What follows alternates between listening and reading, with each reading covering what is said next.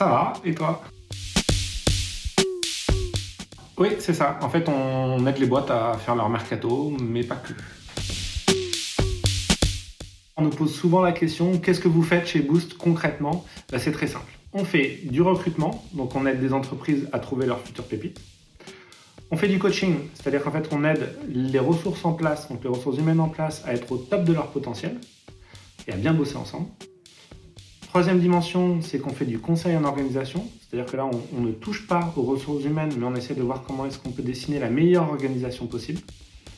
Quatrième dimension, c'est l'outplacement, c'est l'accompagnement d'entreprises qui doivent se séparer d'un certain nombre de salariés et qui doivent justement leur trouver un nouvel horizon professionnel, et donc on les accompagne dans ce sens.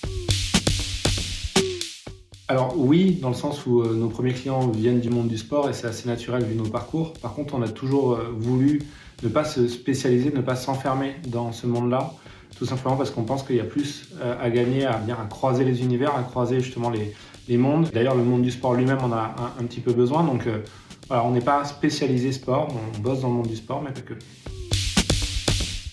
Écoute, oui, on en est beaucoup à une bonne dizaine d'entreprises clientes, à une quatrième mission signée avec certaines de ces boîtes. Donc pour le coup, oui, on peut dire que ça fonctionne bien. Je crois que c'est parce qu'on est aux petits oignons avec nos clients et au final, ils nous le rendent franchement bien, voire très bien, au point où c'est eux qui deviennent en fait nos ambassadeurs. Ouais, on peut dire que c'est un bon début. C'est vrai, tu as raison de le préciser. En fait, on a des entreprises qui sont clientes, mais aussi des personnes, des particuliers qui sont également des clients. On marche sur deux jambes, mais on y tient.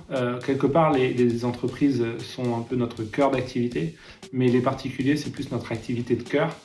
Clairement, on adore accompagner également des personnes, notamment dans leur transition professionnelle. Et c'est assez dingue de voir l'impact qu'on peut avoir en quelques sessions de coaching, notamment, sur leur horizon professionnel.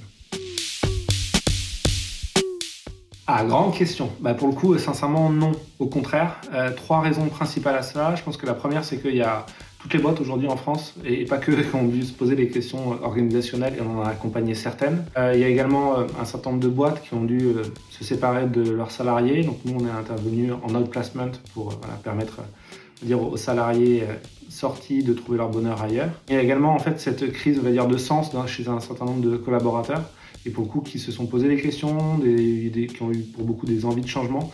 Donc là-dessus, nous, on a accompagné une cinquantaine de personnes dans leur transition professionnelle.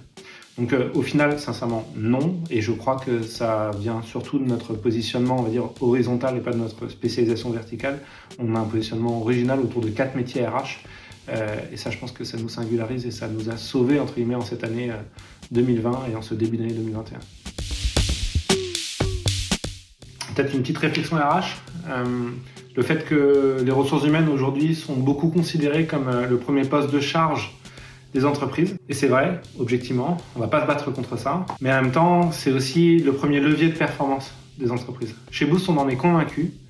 Et chez Boost, vous l'avez compris, on est là pour booster cela.